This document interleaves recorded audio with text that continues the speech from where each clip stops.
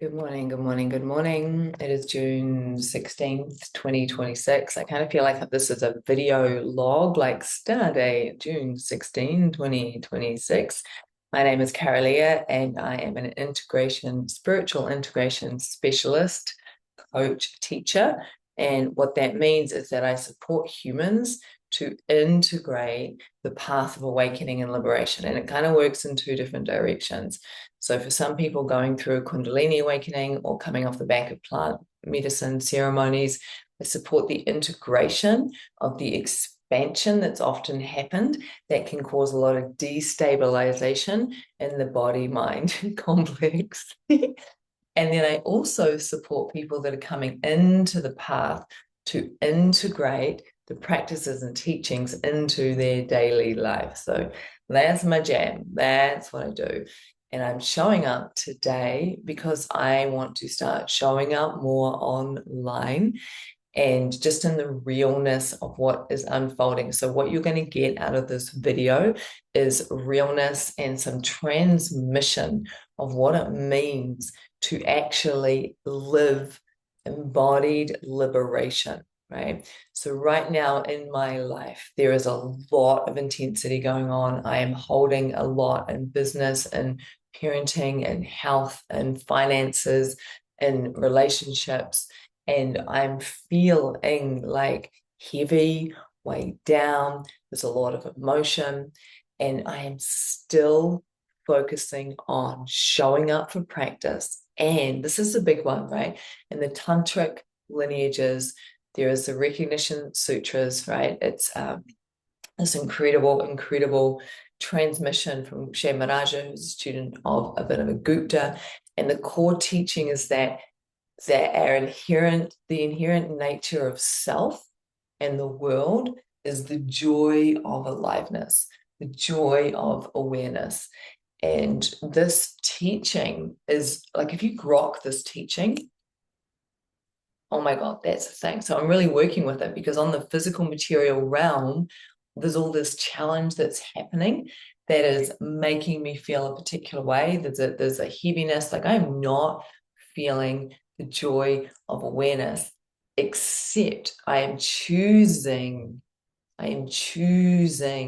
to orientate to it, to open to it on the daily as a practice. I refuse to let where my nervous system is at, where the mind is at, what's happening emotionally, to pull me away from what is actually true and real. Right? I will not get sucked into the so-called stress of modern day living. And so I choose to orientate to the blessings, like blessings on this house, rather than, oh my God, how am I going to pay the rent? Blessings on this house that I have right now, blessings on the food in the cupboard, blessings on my son, rather than, oh my God, it's so stressful doing this parenting thing. No, blessings on this. And this is not a bypassing either, because one thing about opening into the joy of awareness in every moment is it's opening into what is actually there, what is actually present. And sometimes that means is grief or shame or guilt or fear, right? So the joy of awareness, joy here is not an emotion, right? It's the actual ground of being, that when we dare to open up to the ground of being, to that which is below the mind, below the thoughts, below the feelings, below the body, right? There's this wonder, there is this awe at being alive. And one of the reasons I wanted to share this video is that there is a misunderstanding sometimes that when awakening or liberation happens, we feel great and everything's amazing and life drops into place. And yes, this can absolutely happen. Absolutely, yes. But you don't know. We don't know what our dharma is. We don't know what our karma is, what our life is going to happen. And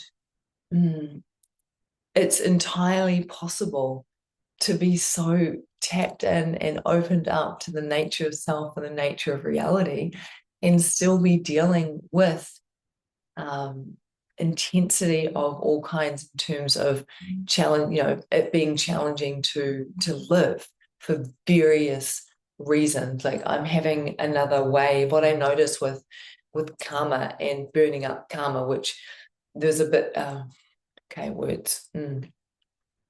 Let's talk about trauma for a moment. So I've done a lot of work around resolving, dissolving, alchemizing trauma because that has been my path, and that helps me to really work with people in the way that I do because I have so much compassion. I know what it's like to carry a heavy trauma load and how challenging that can make the smallest things in life sometimes. And for me, that tends to come in waves. And right now, I'm in the belly of the whale, where there's been a fresh wave related to childhood sexual abuse trauma. And, there's a part of me that's like, oh my God, am I ever going to get over this? Oh my God. And the truth is that this wired my system in particular ways. And I don't know if I will ever fully resolve that wiring, but I am not that wiring. That is not who I am. So right now, where there's an emergence coming up of layers of grief around that, and layers of grief for the little child and what she went through and who she had to become in order to survive. And I'm just meeting it. I'm meeting it. And fortunately, I have the tools and I have the support, and it's not easy. And it also breaks me open. It also breaks me open into even more realness and more vulnerability. And so being on this path, like if you're here because you've had Kundalini awakening stuff happen and you are like, oh, I don't want this, I just want things to go back to normal. Or some of you will be like, oh my God, how do I heal all the things? So then, right? And none of that is really an option, to be honest with you. There is no going back to normal. There is no normal. What is that? There is just what is happening right now. And there is the degree to which you're able to soften into what is happening, the degree to which you are able to surrender to what is happening, and the degree to which you are able to open to what is happening, and the degree to which you are able to receive, right? And what I'm noticing is that, right now I'm in the belly of the whale. It's not my preference. My preference would be to not be here. And last night, as I was doing some housework and some parenting stuff, what I realized is that I am showing my son, I am modeling to my teenage son right now how to be with hard stuff in life, how to be feeling really sad and heavy and I guess, you could call it a depressed phase, how to be in that and meet it fully, how to be in that and use my tools.